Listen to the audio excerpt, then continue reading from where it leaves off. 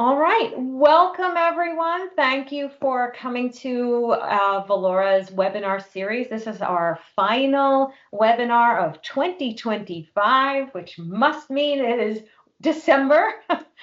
I'd like to welcome Rich and Mimi. We'll get to their intros in just a second. I'd like to welcome all of you who are out there from probably all over the world. Today we're going to do things slightly differently. I just have a couple slides in the beginning, and then we're going to take the slides off and have a panel discussion. And I have apologies for all of you from Jen Nelson. She is unable to join us today, so I am going to be pinch hitting both my role and her role. So I will be both sort of panelist, and we're going to share the moderating duties across the three of us. So without further ado, let's dive in. Okay, as I said, this is the final webinar in our series this year. We had a very rich and thick series. If you missed any of these sessions, they are all available on Valora's website. You can watch them on demand. Feel free to go back and watch your favorite one or share it with your friends. We will, of course, be back next year with the 2026 webinar series. So stay tuned for that as well.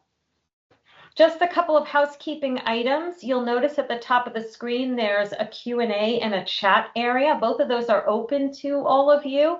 If you have a question or a commentary or anything you'd like to share, please put that in the chat. If you have a question that I think will only go to the panelists, you can put that in the Q&A. But if you don't mind sharing with the rest of the universe, put it in the chat. We will be monitoring that live during the webinar. We encourage your participation, so please don't be shy. We are recording this. It will be available after the session. All of you who've registered will receive a complimentary copy, and it will be on our website and our YouTube channel. Same with the slides, so those will also be available, although this time, again, there's just a handful in the beginning. And we very much encourage your feedback now, at the end of the webinar, 6 weeks from now. You guys are what make this so much fun, so please, we'd love to hear from you. Okay, moving right along. If for some reason you just wandered in here and you have no idea who Valora is, we are generally well known as the leaders in AutoClassification. We make an information governance platform that automates the analysis and understanding of the enterprise data estate so that we can tell you what you have, where it is, 75 different metadata attributes about that data, and then act on that in an automated fashion for records, for e-discovery, for data privacy, for security, whatever it is you've got going on. And we're not really going to talk too much about Valora or our solutions today, but if you are interested in learning more, of course, contact me or Jen or find us at the end of the webinar. Okay, I'm going to kind of skip over these. You guys already know this. What is enterprise-wide data governance? I hope you know what this is by now. So let me get right to who we are. As I said, Jen won't be joining us today. I'm Sandy Surkis. I am one of the co-founders and the CEO of Valora Technologies. I am very pleased to tell you all that this is our 25th year in business. Yay, it's our silver anniversary. I know, incredible, because I'm only 32. No, I'm not. No, but yeah, so big milestone year for us. We just hit that in November, so we're very proud of that.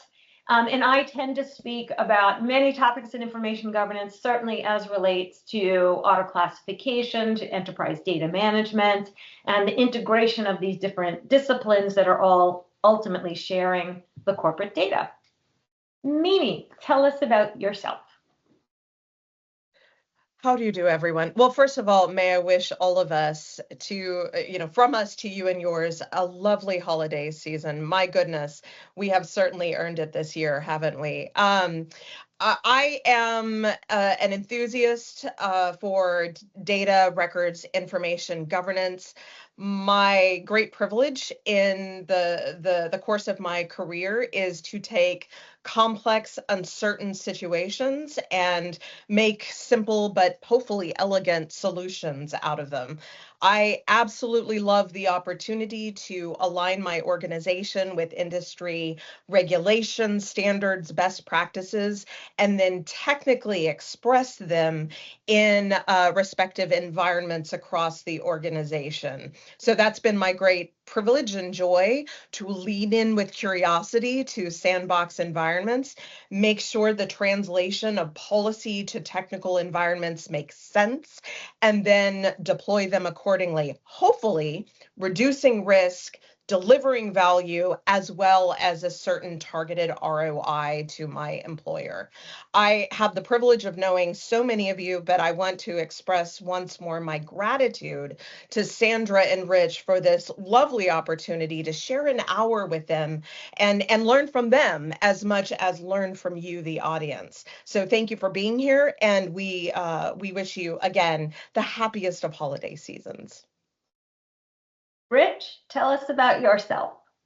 I am Rich Lowers. I am a 20 plus year information governance professional. My leanings are more towards helping organizations meet their legal and regulatory obligations with responsible management of data they touch or create. Again, I am also very excited to be on this wonderful panel, and I hope that we can get as much done as possible in this hour, even though I think we got like 3 hours worth of talking in all of us. It's one each. All right, and just so you all know who's here today, we always try to do this each time so that you know who's kind of in the virtual room with you.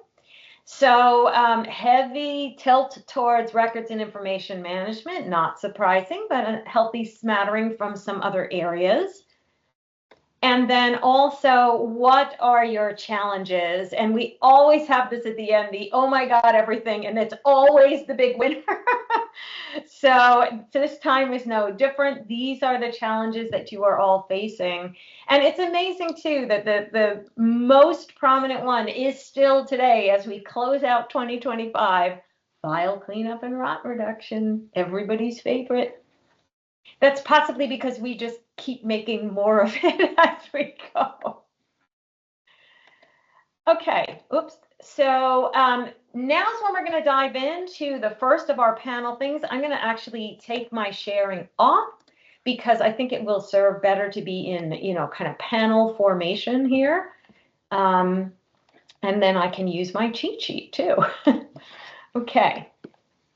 All right, so the first kind of topic up on the agenda was for each of us, Mimi, Rich, and myself, to provide our perspective on what is driving the convergence of records management, InfoGov, enterprise data strategy, data privacy. Why is this shift happening now? And I will add my own commentary on that, which is, why is it finally happening? Because this is something that a lot of us have been pushing for a decade or more, and it really is happening now, and that's pretty exciting. So why is it happening at all? Why is it happening now? And I'm going to actually dive in as the first panelist on this topic, because I get asked this question all the time, and I think I have the answer.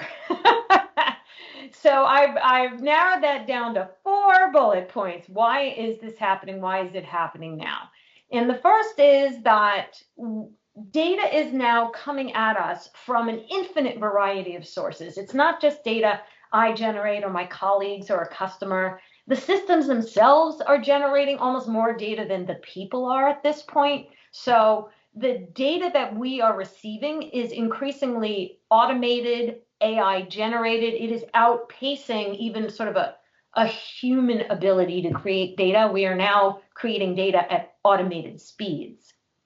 The second thing is that there has been a convergence of a lot of data, of a lot of disciplines already. It has been happening, it's just been slow. And I think that the rate of convergence is what is speeding up. And that would cover records, privacy, security, e-discovery, which has often been off in its own planet, kind of entering the picture, even things like cloud migration, business transformation. We are all sort of looking at the enterprise data going, that's a valuable asset, or that's something that needs protecting, whatever it is. We all kind of want our claws in that. And so I feel like that convergence that was a little bit glacial at times has sped up to a pretty good clip now.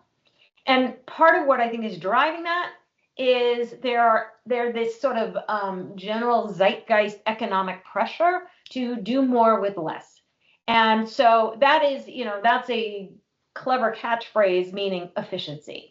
And so the way to drive efficiency is to share approaches, share systems, share resources, share budgets with like-minded business areas, which is what all of these are. So as soon as you get that kind of network effect, if two groups are going to benefit, then a third one is gravy, and then a fourth one is just like, oh my God, shut the front door. So like the more you can pull into this kind of efficiency vortex, the more it's going to build on itself.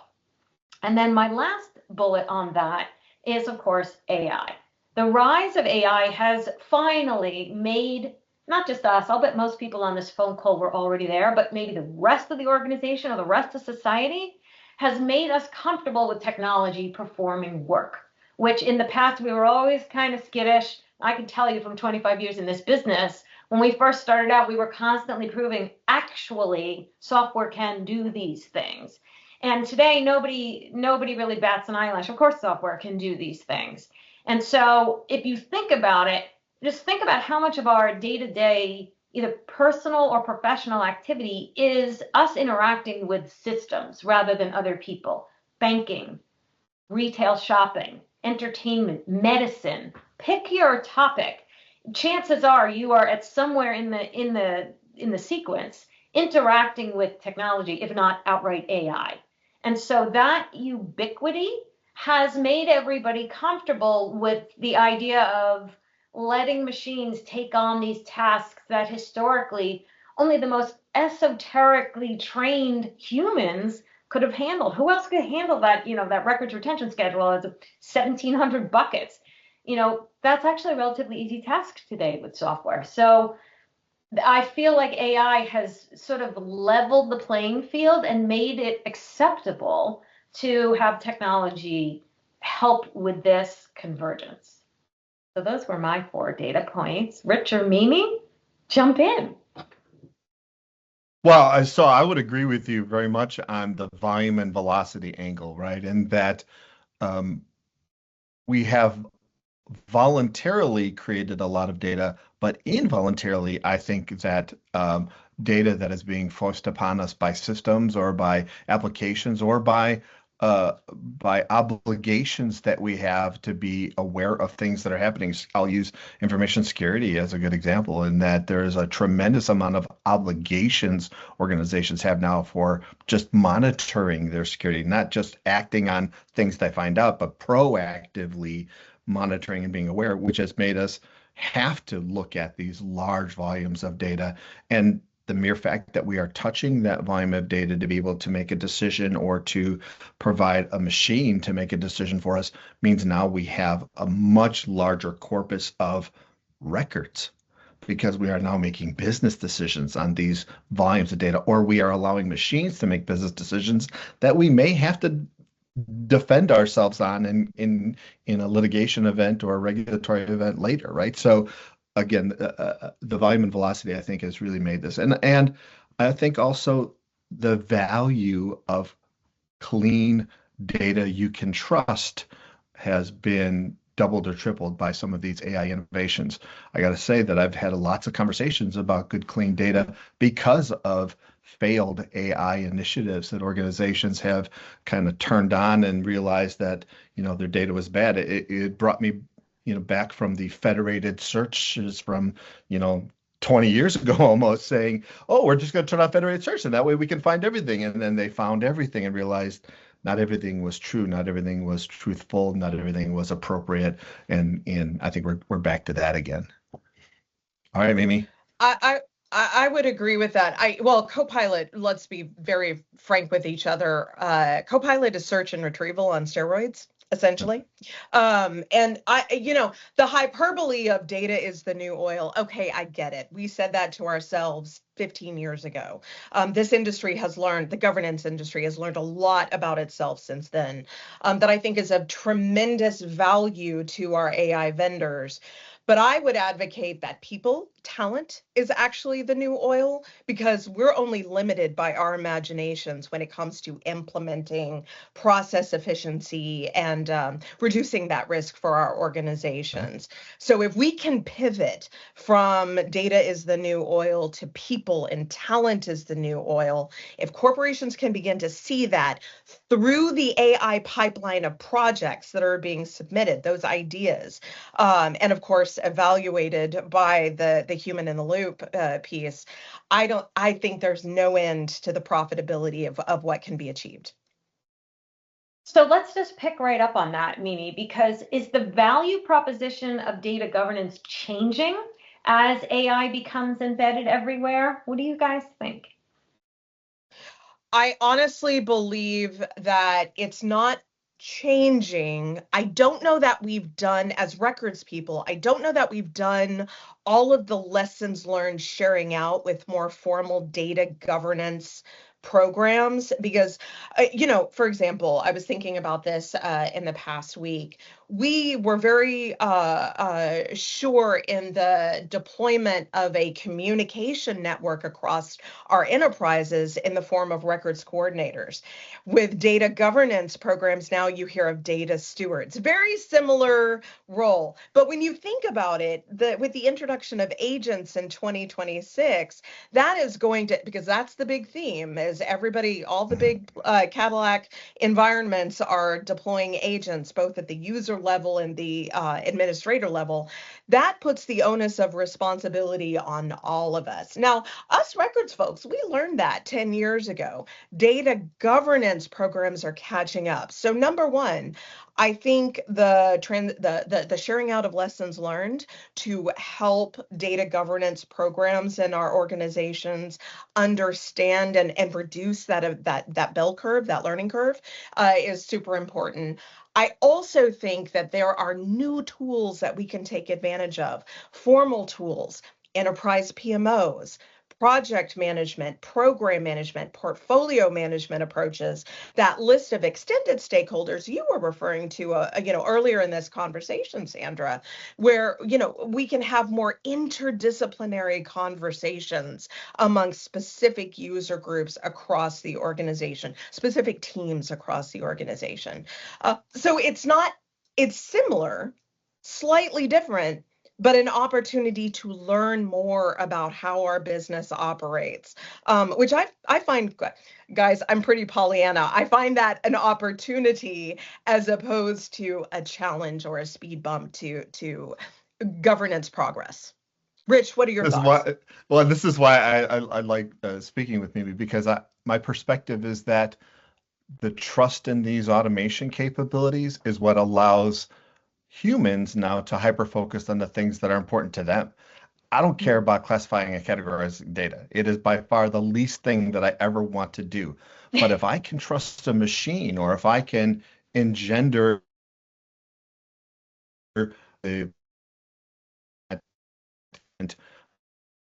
I don't have to do that. I can focus on where my value add, or where I exceed the capabilities of a machine, and allow the machine to do that automation, and get out of these, just to kind of segue, of these bad models of humans classifying, categorizing data, because we suck at it. We're very poor at making decisions, let alone evaluating risk, and take us out of those loops of the things we do bad. Allow the machines to do that to a higher proclivity of being able to do it well, and allow me to then do the things that I want to do, that I can do really well, which is creative, which is the things these machines can't do yet.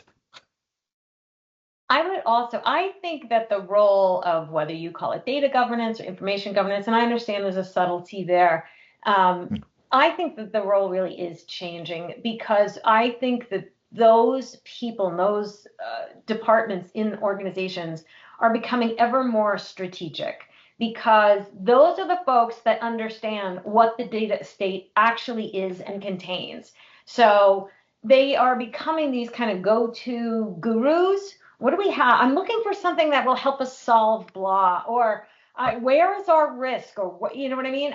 So I feel like the profile of these groups is really rising, and the value to the organization is rising. And the practical result of that means that you now have the sort of executive attention, if not the executive budgeting, to accomplish those tasks that you've always wanted to do. I mean, we're hearing that all the time when we get that phone call saying, "Oh, we've finally been acknowledged by, the CEO's office. We've finally been given a budget." That tells me that the profile is rising, that the strategic importance of the kind of work that we all do is becoming more front and center, more in demand. I agree with Amen. that. I think it's interesting though that at the most senior level, our chief data officers, for example, I had the privilege of speaking with 3 chief data officers for the largest public health institutions here in the state of Texas. And their concern wasn't technology, it wasn't ideation, it wasn't the governance framework, it was the change management to deploy those successfully in the fastest, most seamless, as well as the most well thought and holistic way possible. So the language isn't necessarily changing. It's just how do we ensure success in these uncertain times, which I thought was a brilliant conversation. Well, that's a great segue right into our second kind of question here, which, Rich, we're going to have you start out with, but I will sort of lay it out. We hear all the time that bad data equals bad models. From your vantage point, how prepared are most organizations to support reliable, responsible AI with the data that they have today? They have high aspirational goals and very low understanding in most cases of the cleanliness and behaviors necessary for leveraging their own created data in these AI machines. The insight that these new tools can give you to their data, give you to your data is very revealing, I guess is a good way to put it, right? It's not just revealing like the old, search tool days of security models that may be incomplete, or being able to see the things you're not supposed to, right? A payroll spreadsheet here and there. But in the answers that these AI engines can give you that will be wrong because your data is wrong. And finding the current and most appropriate version of a policy is a lot harder to do suddenly because you've got these large data sets that you've exposed these models to, and they see it all. And they're going to use all as the truth as opposed to what really is the truth. And I've say that, to the point I made earlier about getting humans to classify or categorize data. I think that being able to identify the most current and relevant version of an effective policy is some of the things that automation tools need to be applied to, because those are the things that are going to be your truth points that then your internal aspirations for AI projects then can go ahead and use as their foundation for being able to say what is a truthful answer, or being able to truthfully say no, or I don't know, right? That there may not be an answer in the data. Believe me, the hardest thing sometimes is getting some of these projects to say, I don't know, and that there's no answer because there's too much, false data out there. We've talked about it in this, in our webinar series, elsewhere, this notion of AI, the metaphor of kind of baking a cake. And if you use bad milk in the batter, then the cake is going to taste sour. And there's nothing you can do to unsour the taste. Right. You can pour whipped cream on it, it's still going to be bad. And that is kind of what happens, both sort of like accidentally and to some degree intentionally, because that is how AI works. So I'll give an example of that intentionally. Not that like there's a bad actor, but that is how the AI functions. So let's say you have a contract, you have 14 versions of a contract before you have the final signed version. And throughout it, let's say there was some sort of term in there that somebody at the last minute for the last version changed it to be something else. Very common, right? What happens is when the AI comes around, it has 13 instances, 13 data points of it one way, and one data point, so 1 versus 13, which is the right one, and it's going to discount that by 13 times.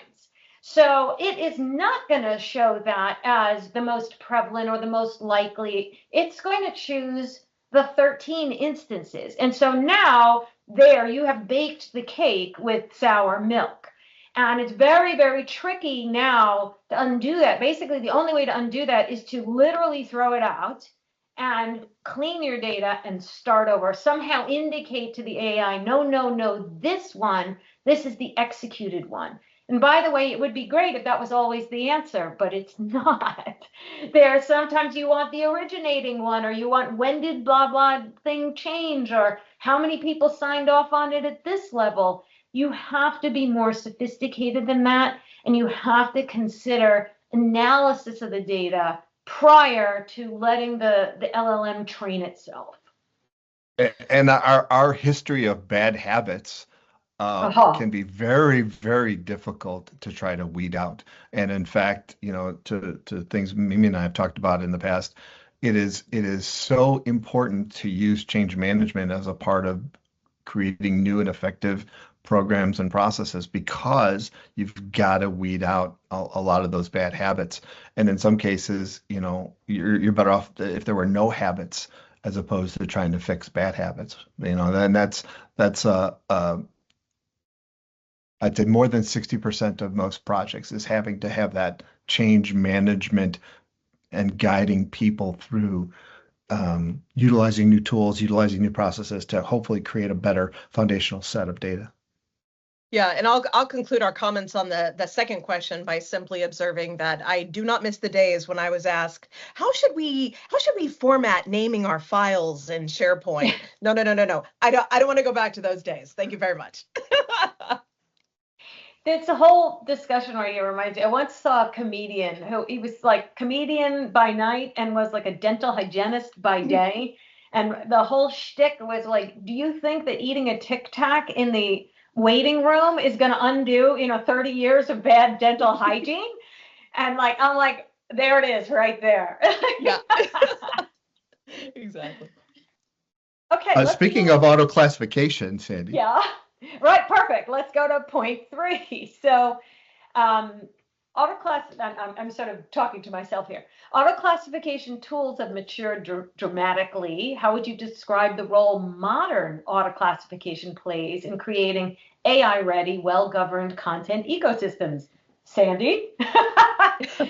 So, yes, I took this one because it's auto classification, but the question about what is modern auto classification, and I think there's a couple of components to that.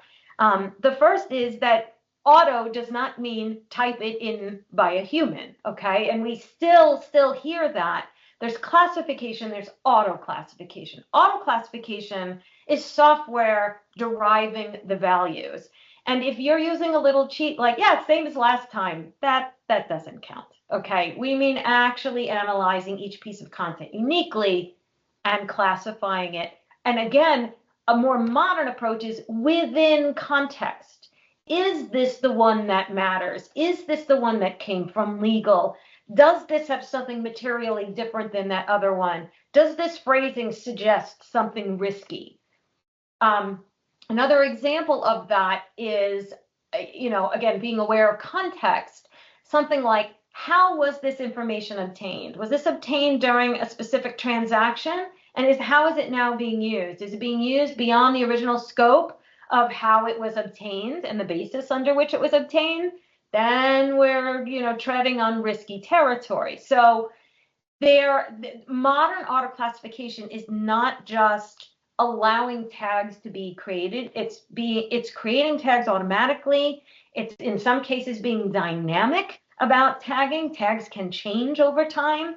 It's being aware of context and then kind of acting on what we will at Valora will sometimes call rules or dispositioning, acting appropriately, and we're getting now into the agentic AI, given the information that is available. So that is what modern auto classification is today.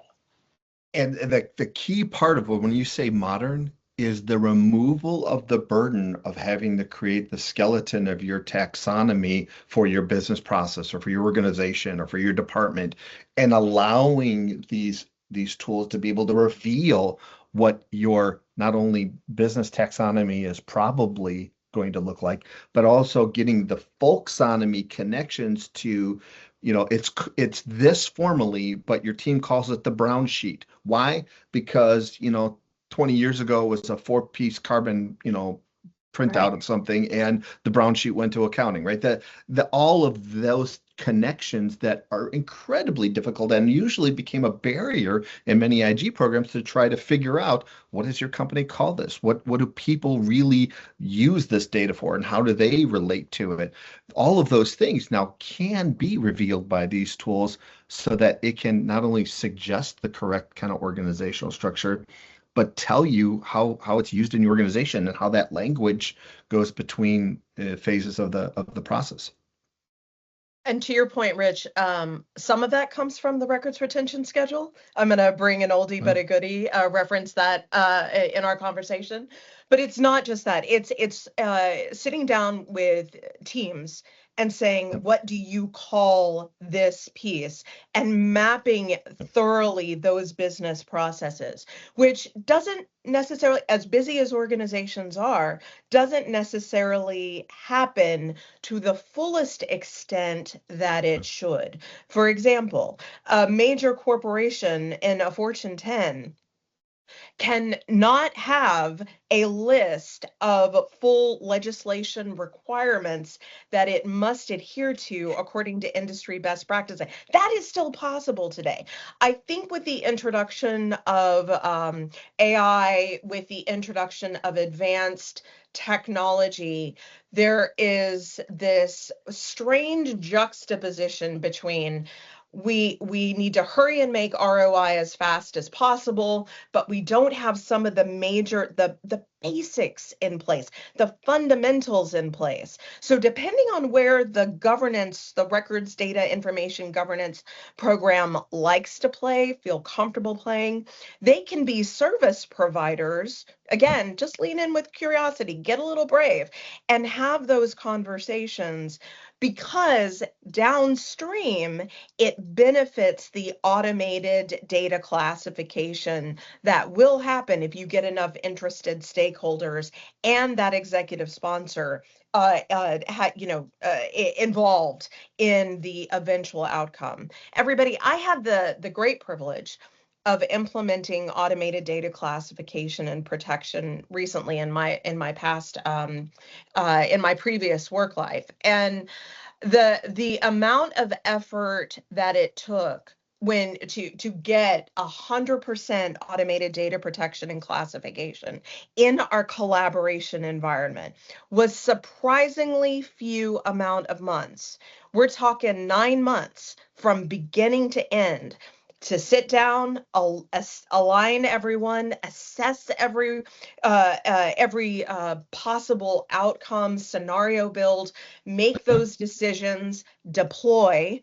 But it had been 10 years since the company had invested in governance. It's a matter of prioritization. And the snowball effect of AI is that it's going to bring you up to that. Water finds its own level. It's going to bring you up to that visibility with executive stakeholders that you've been longing for. If you haven't had an opportunity to achieve that yet, you will now as records information and data governance leadership.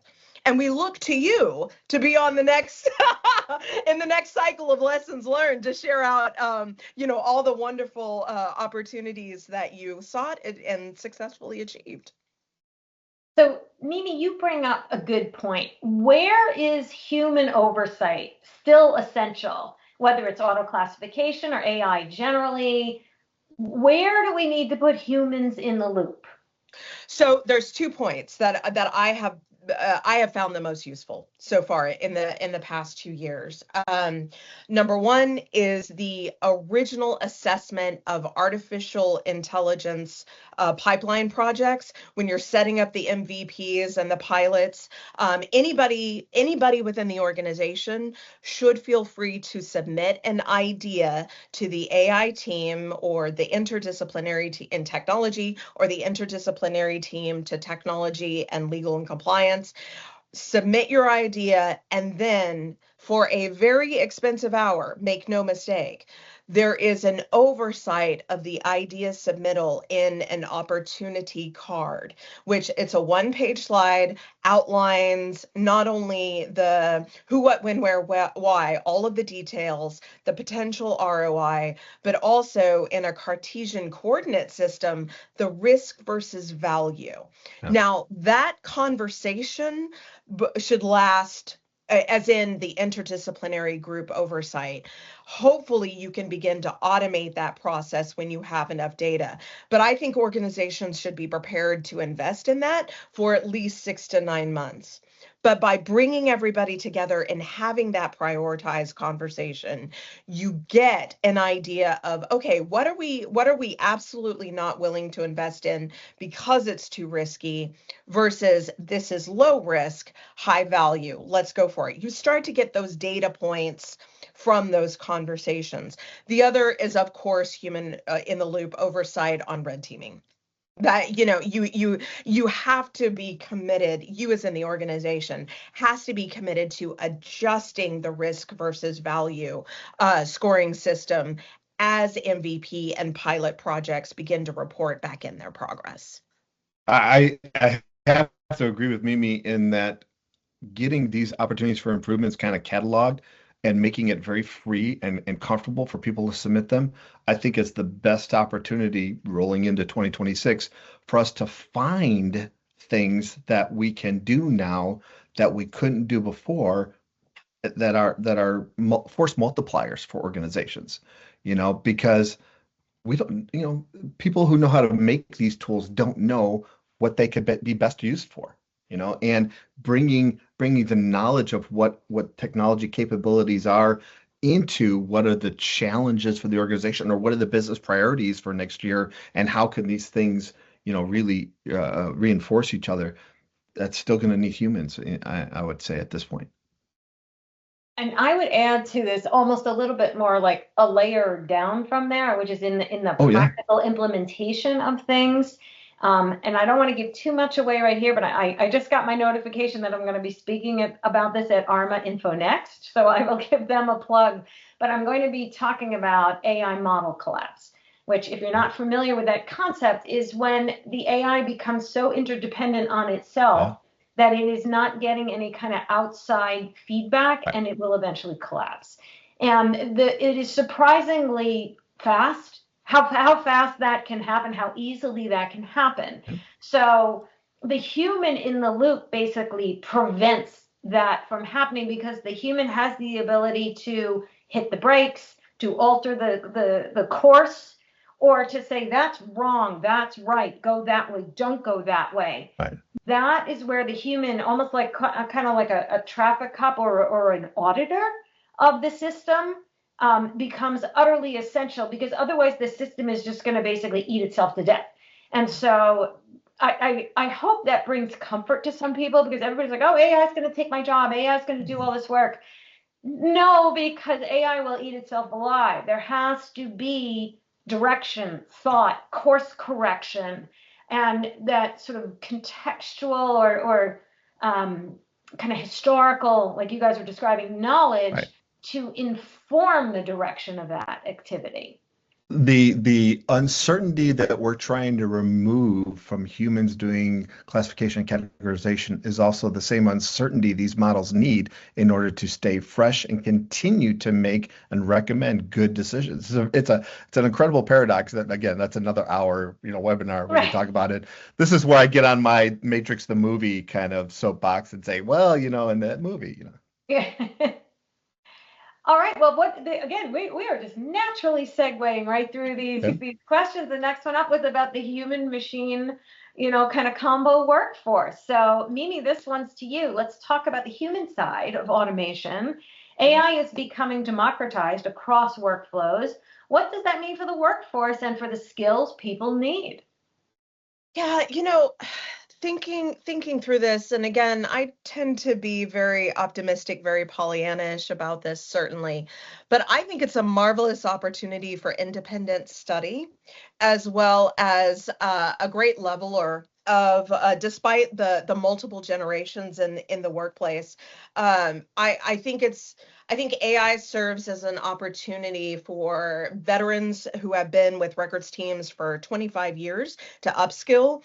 When I lead governance programs, that is one of my number one priorities, from leading from the front, to make sure that everyone is very well educated in the technical platform that we're about to make governance decisions in.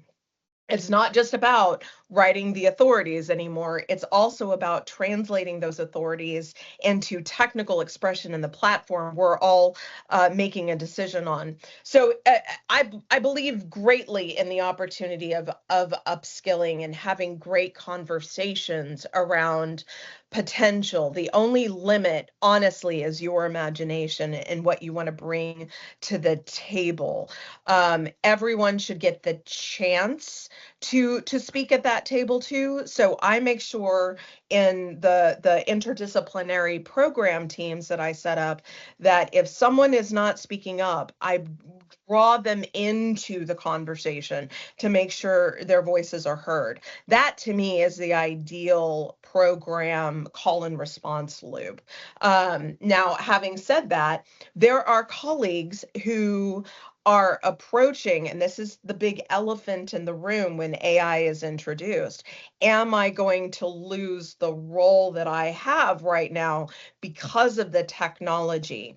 And as a part of that change management piece, I make sure for the program team and the user community that there is very specific scoped training, on-demand training available to explain the benefits, explain the value, and upskill colleagues across the organization, no matter where they sit in it, analyst, manager, director, senior director, above.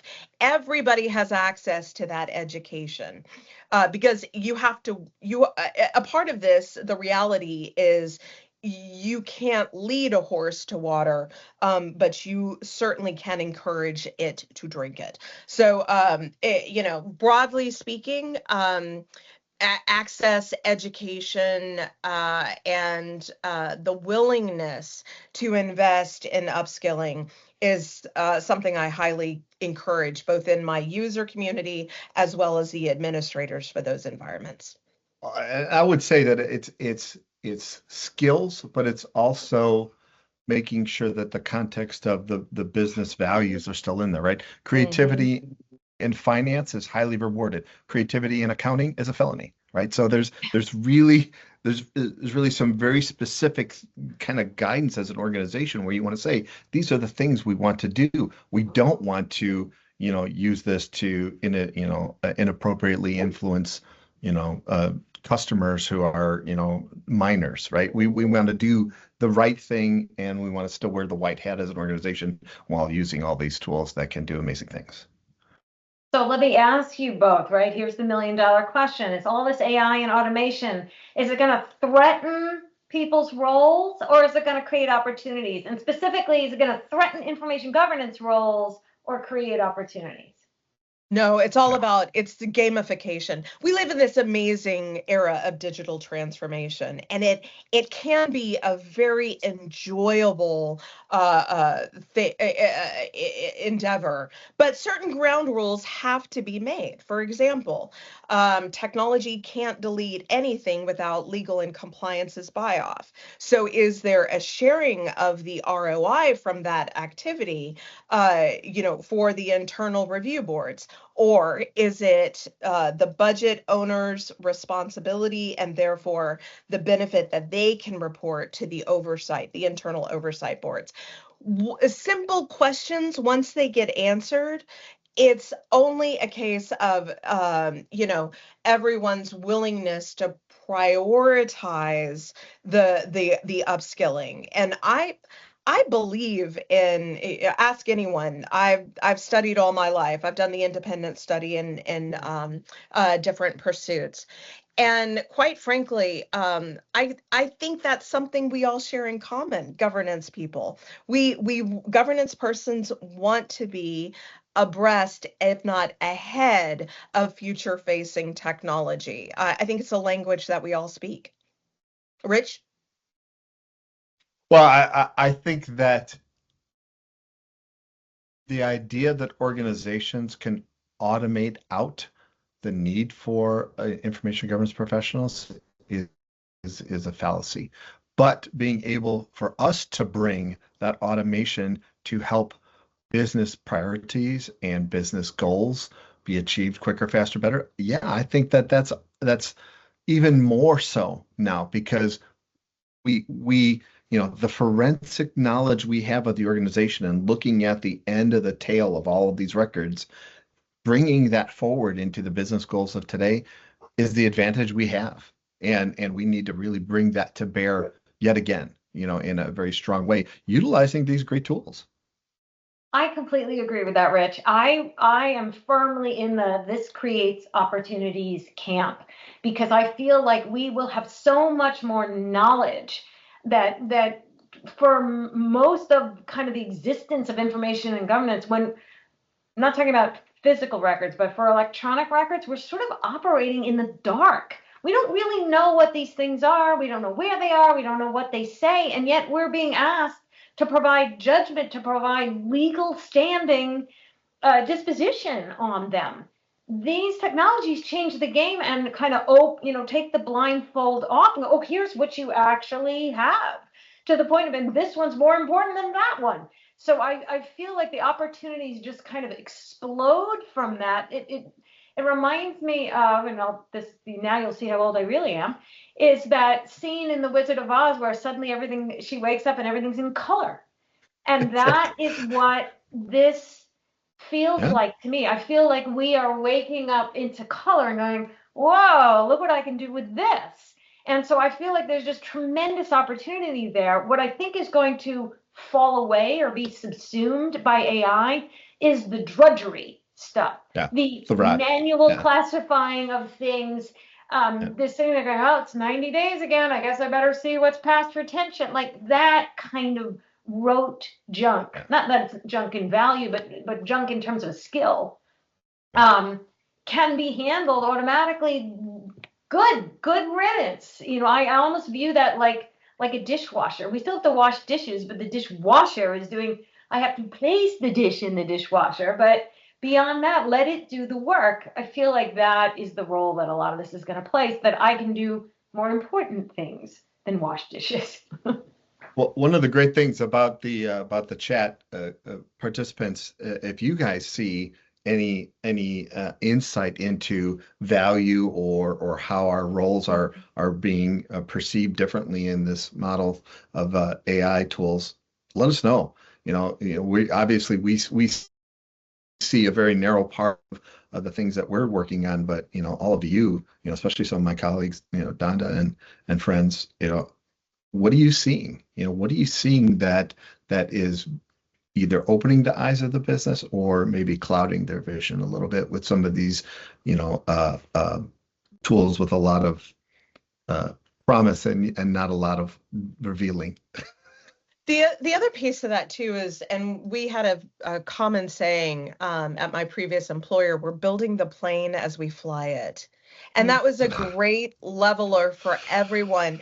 Everyone brought humility and curiosity to the AI conversations when reviewing the opportunity cards, because there were no experts in the room. None. Yeah. And so we all had an opportunity to encourage each other to think along the lines of the art of the possible, and instead of this is the way we've always done it. And I found that remarkably comforting in terms of, interacting with my attorneys and interacting with my technology colleagues, because no one person had the answer, and you had entirely the answer in the room every conversation about AI. We were allowed to explore. So this is a great step into number 5 here. So Rich, a lot of organizations, you mentioned this earlier, jump straight into automate what we already do. But the real opportunity seems to be reimagining workflows entirely. How do you help clients think differently about this? Well, and Mimi brought this up by not only mapping what you are doing, but in that discussion, identifying where is the business value in this step? Where am I adding value? If I'm going to touch data, if I'm not adding value, I'm costing the company money, right? It has a cost to it, and data transformations, data migrations, moving, even automation of interfaces between systems. Anytime you're going to touch data, you have an obligation, a legal and regulatory obligation, but you also should really be adding some value to it, either by enabling it for your AI aspirations, or discounting it from being used in those things. Sometimes removing the crud out of a possible, answer set for your AI project is just as important as trying to add valuable stuff. Because, as you kind of take the water out and review the stumps, you can figure out very quickly the things that are bad, that are not truthful, or that may influence in a not truthful way, some of the answers that you want to provide to your CSRs or to your business partners, that may be exceptions as opposed to, your policy or your answer. Mimi, anything you want to add there?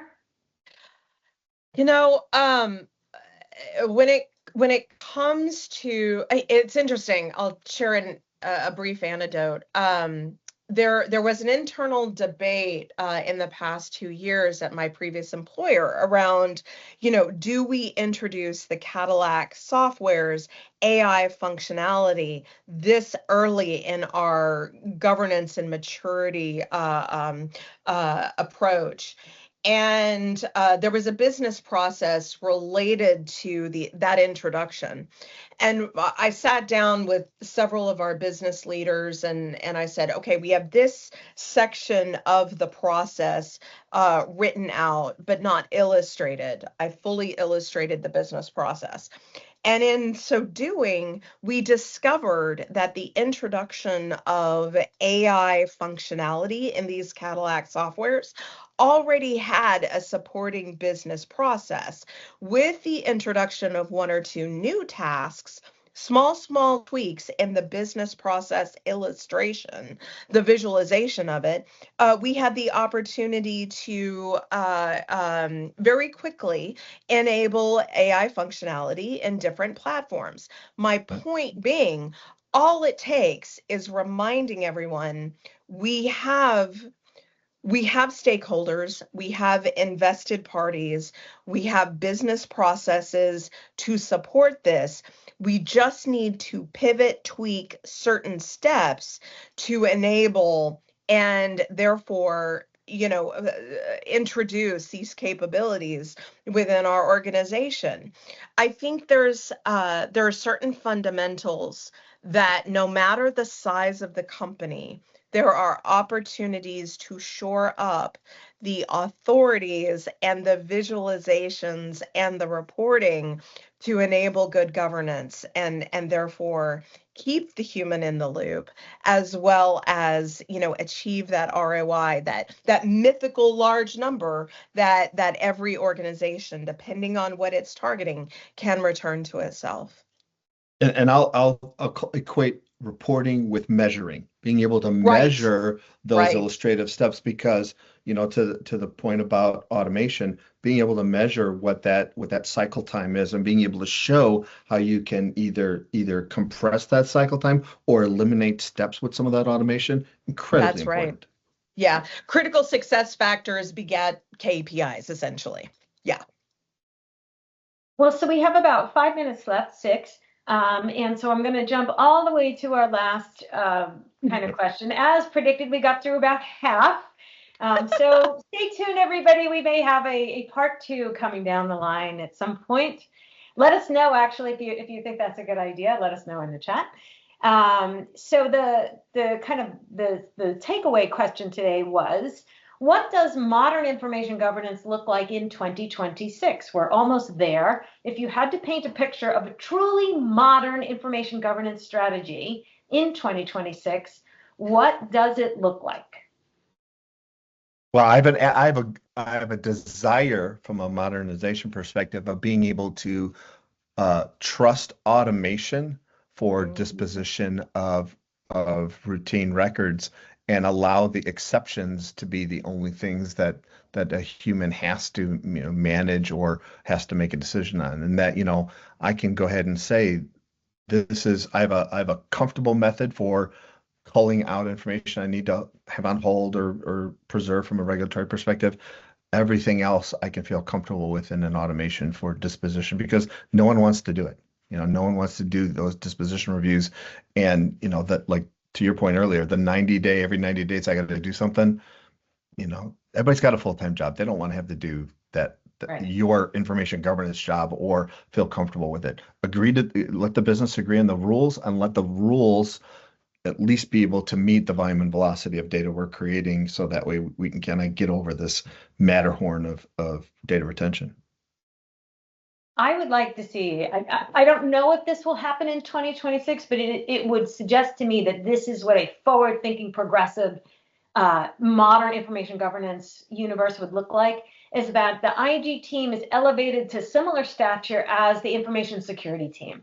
So before anyone does anything, they run it by InfoSec to make sure they're not violating anything, there's not going to be a problem. I want to see the exact same behavior. We need to run this by the InfoGov team. Does it have any kind of way to be retained? Can we manage it? What happens when there's a legal hold, et cetera, et cetera? That should be InfoGov and InfoSec should be peers with the same amount of influence and, quite frankly, the same kind of budget. Amen. I cannot argue with any of that. I will also add, I feel a great sense of excitement about the precedent that AI governance programs are setting up, for example, the use of principles as opposed to writing a policy, learning as much as we can from each other, as well as the successes within our organization, the successful projects, partnerships, new partnerships with enterprise PMO, with the cybersecurity team, as you recommend, Sandra. Just the opportunities, the future possibilities are endless. So with that, I will wish everyone a very happy new year. But and also my thanks to Sandra and Rich for their fabulous conversation. Thank you as well, Mimi. We have like 1 or 2 minutes left. If people have questions or comments, now is the time. Feel free. I can see Donda's typing away. Go, Donda, go. Thank you. All right. Well, I don't see any specific questions coming in. Thanks everybody for joining us today. And we will be back with a part 2 at some point, probably in the next year, but we will finish off the other 5-ish questions we didn't get to today. Thank you all. And we will leave this open for a moment if there are any questions, and then you'll be able to get as I said, the recording, the slides, everything on the Valora website. Thank you, Mimi. Thank you, Rich. And happy holidays to everybody. Cheers. Cheers all.